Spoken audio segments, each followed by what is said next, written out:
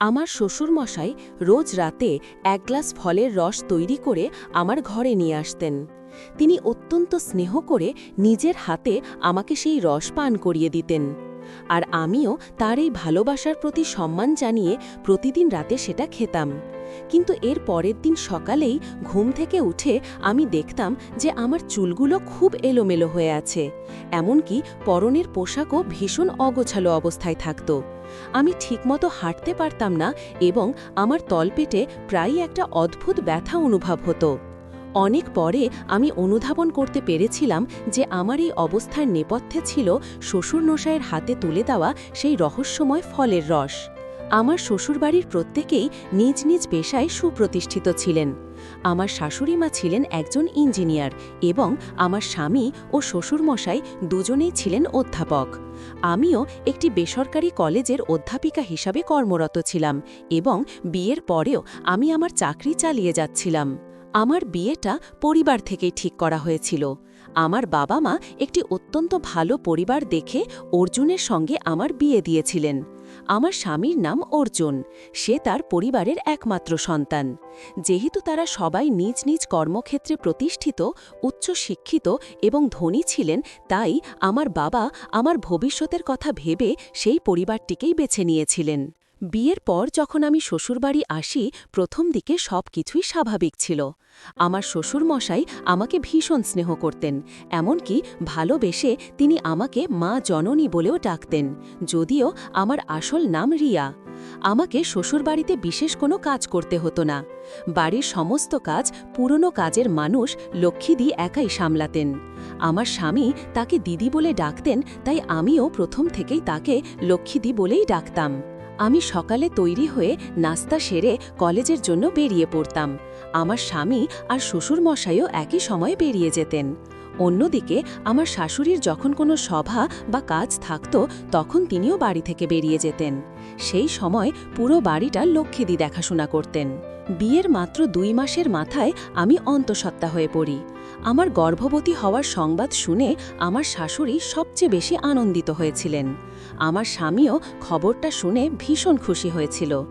আমার গর্ভবতী হওয়ার খবর পেয়ে অর্জুন বেশ কিছু শিশুর ছবি কিনে এনেছিল। সে আমাকে বলেছিল এই ছবিগুলো যেন আমি আমাদের ঘরের দেওয়ালে টাঙিয়ে রাখি, যাতে প্রতিদিন সকালে ঘুম থেকে উঠে আমি ওই সুন্দর শিশুদের মুখগুলো দেখতে পাই। তার বিশ্বাস ছিল এতে নাকি আমাদের সন্তানও খুব সুন্দর হবে। তবে সেই ছবিগুলোর প্রত্যেকটি ছিল ছেলে শিশুর। আমার স্বামী আমাকে প্রচণ্ড ভালোবাসতেন, কিন্তু সেদিন আমি তার আসল রূপ দেখেছিলাম, যেদিন সে সন্তান নিয়ে আমার সঙ্গে তুমুল বিবাদ শুরু করেছিল। সে জোর দিয়ে বলেছিল যে আমার গর্ভে নাকি পুত্র সন্তানই আছে এবং সে পুত্র সন্তানই চায়, কন্যা সন্তান নয়। সে নাকি কন্যা সন্তান একেবারেই পছন্দ করে না। আমি তখন রেগে গিয়ে স্বামীকে বলেছিলাম, তুমি তো পুত্র সন্তান চাইছ, কিন্তু আমার গর্ভে যদি কন্যা সন্তান জন্মায় তখন কি করবে? কন্যা সন্তানের কথা শুনতেই সে আমার উপর প্রচণ্ড রেগে গিয়েছিল। সেদিন স্বামীর কথা শুনে আমি হতবাক হয়েছিলাম যে এত শিক্ষিত একজন মানুষ কিভাবে এমন সংকীর্ণ মানসিকতা নিজের ভেতর পুষে রাখতে পারে। সেই দিনটির পর থেকে আমার ও আমার স্বামীর সম্পর্কের অবনতি হতে শুরু করে, কারণ আমার মনে কখনোই এই ভাবনা ছিল না যে আমি কন্যা সন্তান নয়, বরং পুত্র সন্তানের মা হতে চাই। সত্যি বলতে আমি মনে মনে কন্যা সন্তানই কামনা করতাম।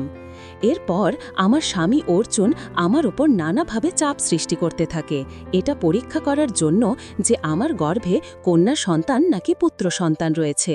কিন্তু আমি পরীক্ষার জন্য মোটেও প্রস্তুত ছিলাম না। আমি কোনোভাবেই ডাক্তারের কাছে গিয়ে এটা জানতে চাইনি যে আমার গর্ভে কি সন্তান আছে। আমি ভেবেছিলাম এটা আমার প্রথম সন্তান, আর প্রথমবার যাই হোক না কেন তাতেই আমি খুশি থাকব, সেটাই হবে আমার কাছে অমূল্য সম্পদ। আমার শ্বশুর শাশুড়ি যখন জানতে পারলেন যে আমার স্বামী আমাকে ডাক্তারের কাছে নিয়ে গিয়ে পরীক্ষা করাতে চায়, তখন তারাও আমাকে বোঝানোর চেষ্টা করলেন। তারা আমাকে বলেছিলেন, বৌমা, এটা তো ভালোই হবে, যখন তুমি ডাক্তারের কাছে গিয়ে পরীক্ষা করে জানতে পারবে যে তোমার গর্ভে পুত্র সন্তান নাকি কন্যা সন্তান আছে, তখন আমরা এখন থেকেই সেই সন্তানের জন্য জিনিসপত্র কেনাকাটা শুরু করতে পারব। এতে আমাদের অনেক সুবিধা হবে। তুমি আমাদের ছেলের কথায় কিছু মনে করো না, আমরা দুজনেই তো তোমার পাশেই আছি, তাই তুমি একদম ভয় পেও না। অন্তত আমাদের উপর তো ভরসা রাখতে পারো। তুমি ডাক্তারের কাছে চলে যাও এটা দেখার জন্য যে তোমার গর্ভে কন্যা সন্তান নাকি পুত্র সন্তান আছে। আমার শ্বশুর ও শাশুড়ির মিষ্টি কথায় আমিও শেষ পর্যন্ত ডাক্তারের কাছে যেতে রাজি হয়ে যাই। ডাক্তারের কাছে যাওয়ার কিছুদিন পর যখন আমার পরীক্ষার রিপোর্টটা স্বামী বাড়িতে নিয়ে আসে, তখন সে ঘরে ঢুকেই এক হাতে রিপোর্টটা আর অন্য হাতে আমার হাতটা শক্ত করে চেপে ধরে অত্যন্ত রেগে গিয়ে বলল, রিয়া, তুমি এখনই আমার সঙ্গে ডাক্তারের কাছে চলো। আমি তখন তাকে জিজ্ঞেস করলাম, হঠাৎ করে ডাক্তারের কাছে কেন যেতে হবে? আমি তো এখন পুরোপুরি সুস্থ আছি, এখন তো ডাক্তারের কাছে যাবার কোনো প্রয়োজন নেই। তখন স্বামী আরও রেগে গিয়ে বলল, আমি যা পছন্দ করি না সেটাই তোমার গর্ভে আছে। শুধু তাই নয়, তোমার গর্ভে দুটো যমজ কন্যা সন্তান আছে, যা আমি কোনো দিনও মেনে নিতে পারবো না। আমার স্বামী কখনোই চায়নি যে আমার এই কন্যা সন্তান দুটি পৃথিবীর আলো দেখুক, তাই সে আমার সন্তান দুটিকে নষ্ট করে দিতে চেয়েছিল। কিন্তু আমি কোনোভাবেই ডাক্তারের কাছে যেতে রাজি ছিলাম না। সেদিন স্বামী যখন আমাকে ডাক্তারের কাছে নিয়ে যাবার জন্য হাত ধরে টানাটানি শুরু করেছিল, তখন আমি চিৎকার করতে শুরু করি। আমি যেহেতু দোতলার ঘরে থাকতাম, আমার চিৎকার শুনে আমার শ্বশুর ও শাশুড়ি ওপরে এসে আমার প্রতি তার ছেলের সেই দুর্ব্যবহার নিজের চোখে দেখতে পান। আমার শ্বশুর মশাই তখন তার ছেলেকে প্রচণ্ড রেগে ধমক দিয়ে বলেছিলেন, খবরদার, আজকের পর থেকে আমার বৌমার সঙ্গে তুই আর কখনো এই ধরনের আচরণ করবি না, নয়তো অর্জুন, আমি তোকে এই বাড়ি থেকে বের করে দেব। এমনকি আমার শাশুড়ি মাও তার ছেলেকে আঙুল দেখিয়ে বলেছিলেন, অর্জুন, আমার বৌমা এখন গর্ভবতী, এটা তুই খুব ভালো করেই জানিস। এই অবস্থায় ওর সঙ্গে এতটা খারাপ ব্যবহার করার সাহস তোর কি করে হলো? আমি নিজে একজন সমাজসেবী, তাই আমার বাড়িতে আমার বৌমার সঙ্গে কোনো অন্যায় আমি হতে দেব না। আজকের পর থেকে যদি তুই রিয়ার সঙ্গে কোনো খারাপ ব্যবহার করিস, তাহলে তোকে আমি এই বাড়ি থেকে বের করে দিতে বাধ্য হব।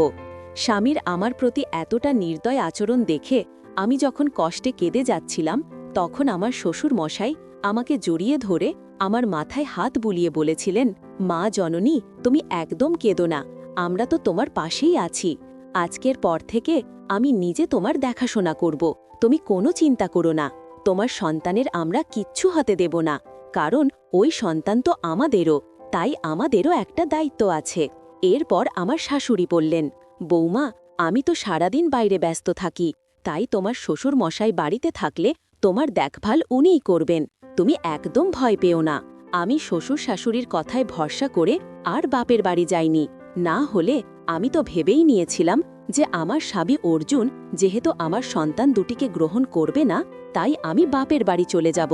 আমার স্বামী অর্জুনের এই খারাপ ব্যবহারের কথাগুলো আমি আমার বাবা মাকে আগেই জানিয়েছিলাম এবং এটাও বলেছিলাম যে আমার শ্বশুর শাশুড়ি কিভাবে আমার যত্ন নেন এবং আমাকে ভালোবাসেন। আমার বাবা মাও আমার শ্বশুর শাশুড়ির ওপর ভরসা করেই আমাকে সেখানে রেখেছিলেন, না হলে তারাও আমাকে নিজেদের সঙ্গে বাড়ি নিয়ে যেতেন। সেদিনের পর থেকে প্রত্যেক রাত্রে আমার শ্বশুর মশাই অনেক স্নেহ নিয়ে আমার ঘরে ফলের রস নিয়ে আসতেন, আর আমি সেই রস বেশ তৃপ্তি করেই খেতাম। কিন্তু আমি জানতাম না সেটা কিসের রস, কারণ শ্বশুর মশাই নিজের হাতে আমাকে খাইয়ে দিতেন। শুধু তাই নয়, তিনি বলেছিলেন, রিয়া, তোমাকে নিচে নামার কোনো দরকার নেই, বাড়ির সব কাজ বাড়ির মানুষেরা করে নেবে, তুমি শুধু ওপরে থেকে নিজের আর তোমার সন্তানের খেয়াল রাখো। শ্বশুর মশাইয়ের কথা শুনে আমিও ওপরের ঘরেই থাকতাম, যা প্রয়োজন হতো লক্ষ্মীদিকে ডেকে বলতাম। ওদিকে আমার স্বামী তো সেদিনের পর থেকে আমার ঘরে থাকা তো দূরের কথা, আমার সঙ্গে কথাই বলা বন্ধ করে দিয়েছিল। সে আমার মুখ দেখবে না বলে নিজের নিচের একটা ঘরে থাকতে শুরু করেছিল। আর আমার শ্বশুর মশাই সকালের নাস্তা থেকে শুরু করে রাতের খাবার সব কিছুই নিজের হাতে আমার জন্য নিয়ে আসতেন এবং আমাকে অনেক যত্ন করে খাইয়ে দিতেন। এভাবে প্রায় 1 সপ্তাহ চলার পর কেন জানি না, রাতের বেলা শ্বশুরের হাত থেকে সেই ফলের রস খাওয়ার পরের দিন সকালে আমার শরীরটা খুব খারাপ লাগত। এভাবে প্রায় 10 দিন কেটে যাওয়ার পর আমি আমার শাশুড়িকে বিষয়টা জানাই। আমি তাকে বলি যে শ্বশুর মশাই আমাকে রাতে যে রসটা দেন সেটা খাওয়ার পরেই হয়তো আমার শরীর খারাপ করে।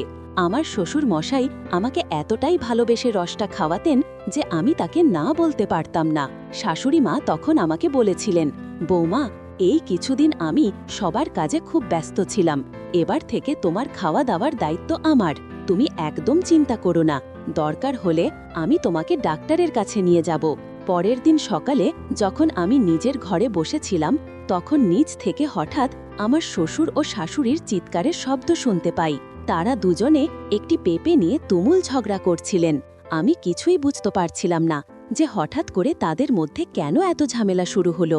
কিছুক্ষণ পর আমার শাশুড়ি দ্রুত পায়ে ওপরে আমার ঘরে এসে দরজাটা বন্ধ করে দিলেন এবং আমার হাত ধরে বিছানায় বসিয়ে বললেন, রিয়া, তুমি এখনই তোমার বাবা মাকে ফোন করে এখানে আসতে বলো, তোমাকে এখান থেকে নিয়ে যাওয়ার জন্য। আমি তখন খুব ভয় পেয়ে আমার শাশুড়ি মায়ের হাত ধরে বললাম, মা, আমার ভীষণ ভয় করছে। আপনার আর বাবার মধ্যে কি নিয়ে ঝামেলা হয়েছে আমাকে খুলে বলুন। আমার শাশুড়ি মা তখন আমাকে যা বলেছিলেন তা শুনে আমার পায়ের নিচের মাটি যেন সরে গেল। আমি তার কথা শুনে ভয় ও বিস্ময়ে দ্রুত আমার বাবা মাকে ফোন করে আমার শ্বশুর বাড়িতে আসতে বলি, আমাকে সেখান থেকে নিয়ে যাবার জন্য। আমার শাশুড়ি মা বলেছিলেন, রিয়া, তোমার শ্বশুর মশাই প্রত্যেক রাতে তোমাকে পাকা পেঁপের শরবত খাওয়াতেন, ওই জন্যই তোমার শরীর খারাপ করত। আর পাকা পেঁপের শরবত তোমাকে কেন খাওয়ানো হতো সেটা তুমি নিশ্চয়ই বুঝতে পারছো। শাশুড়ির কথা শুনে আপনারাও হয়তো চমকে উঠেছেন। হ্যাঁ, আমার শ্বশুর প্রত্যেক রাতে আমাকে পাকা পেঁপের শরবত করে খাওয়াতেন, যা আমি জানতেও পারিনি। শুধু তাই নয়, সকাল থেকে রাত পর্যন্ত প্রত্যেকটি খাবারের সঙ্গে তিনি পেঁপের কিছুটা অংশ মিশিয়ে দিতেন। আমার শ্বশুর মশাই কেন আমাকে পেঁপের শরবত খাওয়াতেন তা হয়তো আপনারা এতক্ষণে বুঝতে পেরেছেন। আসলে আমার শ্বশুর মশাই তার ছেলের সঙ্গে হাত মিলিয়েছিলেন, যা আমি বা আমার শাশুড়ি মাও ঘূর্ণাক্ষরে টের পাইনি। আমি তো ভাবতেও পারিনি যে আমার শাশুড়ি মা আমাকে এতটা সাহায্য করবেন। শ্বশুরের আসল উদ্দেশ্য জানার পর আমার পৃথিবীটা যেন দুলে উঠেছিল, কারণ আমার শাশুড়ি মা নিজের চোখে দেখেছিলেন যে আমার শ্বশুর কিভাবে নিজের হাতে আমার জন্য পাকা পেঁপে শরবত তৈরি করছিলেন। আমার শাশুড়ি সব কিছু বুঝতে পেরে শ্বশুরকে বাধা দেওয়ার চেষ্টা করেছিলেন। সেদিন আমার বাবা মা যখন আমাকে সেখান থেকে নিয়ে যান, সেদিনই আমার শ্বশুর বাড়ির সঙ্গে সমস্ত সম্পর্ক ছিন্ন হয়ে যায়, কারণ আমার শ্বশুর ও আমার স্বামী স্পষ্ট বলে দিয়েছিল, ওই বাড়িতে থাকতে হলে আমাকে আমার গর্ভের সন্তান দুটোকে নষ্ট করতে হবে, যা আমি কোনো দিনও করতাম না। প্রত্যেক নারীই জানে তাদের গর্ভে যখন একটি সন্তান আসে তার অনুভূতি ও আনন্দ কতটা গভীর। কোনো মাই চাইবে না তার প্রথম সন্তানকে কোনোভাবে আঘাত করতে। তাই আমিও তাদের সঙ্গে সব সম্পর্ক ছিন্ন করে আমার বাবা মায়ের সঙ্গে বাপের বাড়ি চলে এসেছিলাম, কারণ আমি বুঝে গিয়েছিলাম শ্বশুর বাড়িতে থাকলে আমার শ্বশুর ও আমার স্বামী মিলে কোনো না কোনো অজুহাতে আমার সন্তানদের ক্ষতি করে দেবে। আমি বাবা মায়ের সঙ্গে বাড়ি ফিরে আসার 7 মাস পর দুটি ফুটফুটে কন্যা সন্তানের জন্ম দিয়েছিলাম। এই ঘটনাটা ঘটার পর আজ 1 বছর হয়ে গেছে। আমার মেয়েরা এখন 1 বছরের, কিন্তু আমার শ্বশুর মশাই ও আমার স্বামী আজও পর্যন্ত আমার মেয়েদের মুখ দেখতে আসেননি। তবে আমার শাশুড়ি প্রতি মাসে আমার ও আমার মেয়েদের সঙ্গে দেখা করতে আসেন। আমার বাবা মা তো স্পষ্ট জানিয়ে দিয়েছেন যে ওই বাড়িতে আমাকে আর কখনোই পাঠাবেন না এবং তারা নিজেদের নাতনিদের সমস্ত দায়িত্ব পালন করতে পারবেন।